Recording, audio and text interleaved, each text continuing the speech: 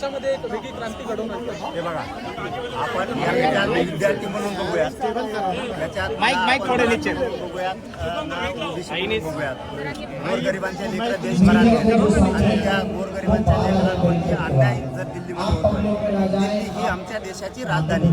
आम्हाला जर देशात कुठं न्याय नाही मिळाला तर आपण राजधानीत येतो न्याय मागण्यासाठी।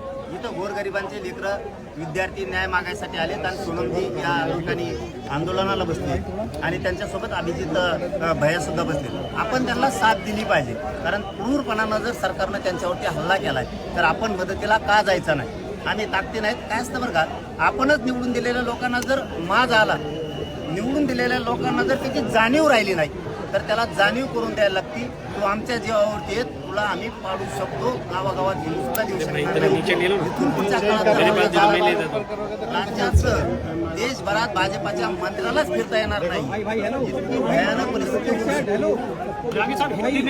आपकी सर मराठीत सांगा की काय चर्चा झाली तुमच्या दोघांमध्ये, चर्चा काय झाली? 15 ते 20 मिनिटं तुम्ही चर्चा केली। मी आंदोलनाच्या संदर्भात सगळे जाणून घेतलं, सोनमजींची काळजी घ्या म्हणूनही सांगितलं, विद्यार्थ्यांनी शांत राहावं, याच ठिकाणावर शांत बसावं, आपण संसदेकडे जाऊ नये, कारण आंदोलन मोडण्याचा प्रयत्न करतात। माझ्या लेकरांची, या पोरांची, इथं पोरं बसले त्यांची तळमळ आहे आणि आपल्या एखाद्या निर्णयामुळं त्यांची तळमळ मोडून आहे। शांततेत जर राहिलं तर न्याय मिळतो।